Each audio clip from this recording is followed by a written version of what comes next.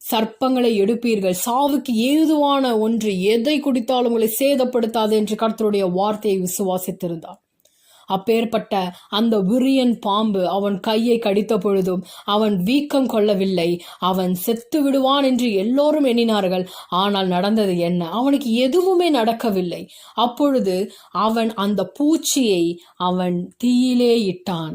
அவனுக்கு அது ஒரு பூச்சி தான். தேவனுடைய பிள்ளைகளுக்கு எப்பேற்பட்ட பிரச்சனைகள் வந்தாலும் காற்றும் தடை பண்ண முடியாது, கடலும் தடை பண்ண முடியாது, கப்பல் சேதமும் தடை பண்ண முடியாது.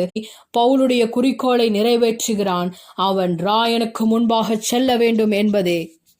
ராயனுக்கு முன்பாக சென்றான் என்பதை நாம் எப்படி அறிந்து கொள்ளலாம்? பிலிப்பியர் 4:22 நாம் வாசிக்கும் பொழுது, பரிசுத்தவான்கள் அனைவரும் விசேஷமாக ராயனுடைய அரண்மனையில் உள்ளவர்களும் உங்களுக்கு வாழ்த்துதல் சொல்லுகிறார்கள் என்று நாம் வாசிக்கலாம்.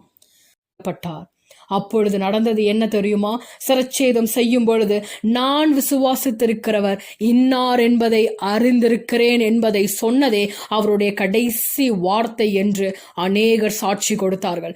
அவருடைய தலை உருண்டு வரும் முன்பாகவே அவர் சொன்ன வார்த்தை இதுதான், நான் விசுவாசித்திருக்கிறவர் இன்னார் என்பதை அறிந்திருக்கிறேன் என்று. இதோ கர்த்தருடைய வார்த்தையை கேட்டுக்கொண்டிருக்கிற ஜனங்களே, கர்த்தருடைய வார்த்தை உங்களுக்குள் செயல்பட்டால் கர்த்தர் உங்களை கொண்டு வல்ல பெறும் காரியங்களை அவர் செய்ய வல்லவராய் இருக்கிறார் என்பதை விசுவாசியுங்கள். பவுலுடைய